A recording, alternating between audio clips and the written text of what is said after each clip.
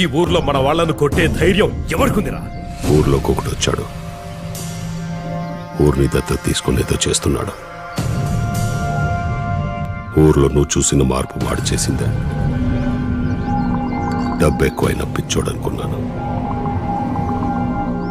మనకెదురొచ్చే మొనగాడు అనుకోలేదు. బుద్ధుందా నీకు? ఎవడో కొత్తోడొచ్చి ఊళ్ళో సెటిల్ అయి ఇలాంటివన్నీ చేస్తూ ఉంటే చూస్తూ ఊరుకున్నావా? ఎక్కడుంటాడు వాడు? వెంటనే మామిడి తోటకు తీసుకురండి. వాడి సంగతి చూడాలి నేను. మనం వెళ్ళి బతిమాలి కాళ్ళమే పడితే 2 కొట్టు 2 తిట్టు దాన్ని ఎలాగైనా వదిలిపెడతాను. కానీ నువ్వు అక్కడికి వెళ్ళటం మాత్రం చాలా ప్రమాదం బాబు. దయచేసి అన్నీ సర్దుకుని నువ్వు ఈ ఊరి నుంచి వెళ్ళిపో.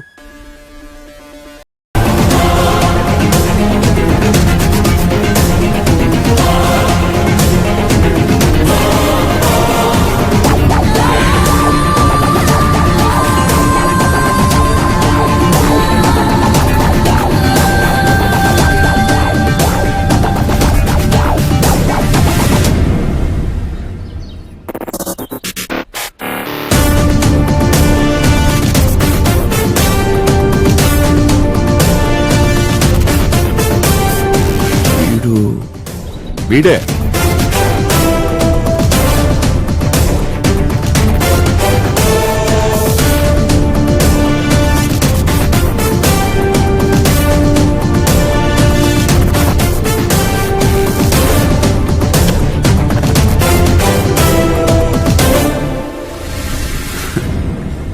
ప్రపంచం చాలా చిన్నది. మొత్తం ఒక చోటే చేరాం. ఎలా ఉన్నారు? అయినా నాతో మాట్లాడాలంటే తనెందుకు తీసుకురావటం? ఓ మాట చెప్తే నేనే వచ్చాను కదా. నువ్వు బయలుదేర్చారు, నేను కాసేపు మాట్లాడి వచ్చేస్తాను. ఉండని, ఇక్కడ జరిగేదంతా చూడని. పైగా ఊళ్ళోకి వెళ్ళి చెప్పాలిగా. అయితే కాసేపు ఉండిచారు, ఇద్దరం కలిసి వెళ్ళిపోదాం. వచ్చి మాట్లాడి వెళ్ళిపోవడానికి ఇది ఢిల్లీ అనుకున్నావారా? దేవరకోట. దేవరకోటలో మామిడి తోట. ఇక్కడికి రావడమే గాని వెళ్ళడం ఉండదు. అదే ఊరినేదో దత్తత తీసుకొని డబ్బులు తగిలేసుకుంటున్నావుంటగా. పోనీ నీ పిచ్చితో ఏదో చేసుకుంటున్నావు. మా జోలికెందుకురా? ఊరిని దత్తత తీసుకోవటం అంటే జేబులో డబ్బులు తీసి రంగులు రోడ్లు వేసి వెళ్ళిపోతారు అనుకున్నారా? ఇక్కడ జరగాల్సిన మంచితో పాటు ఇక్కడ జరిగే చెడుని కూడా దత్తత తీసుకున్నా. వీడిని వాడిని వాడిని వాడిని వీళ్ళందరినీ, నిన్ను, నీ తమ్ముడిని మొత్తాన్ని దత్తత తీసుకున్నాను. సో పొలాల్ని లాక్కొనివ్వనంటావు? అయినా నేను వచ్చింది ఇప్పుడు దాకా మీరు లాక్కున్న వాటి గురించి మాట్లాడదామని. చీటీ రాసుకొచ్చా, 1-2 మర్చిపోతానని. జిల్లాలో 43 ZP హై స్కూల్ మరమ్మతుల నిధులు మింగేశారు, ఇచ్చేయాలి.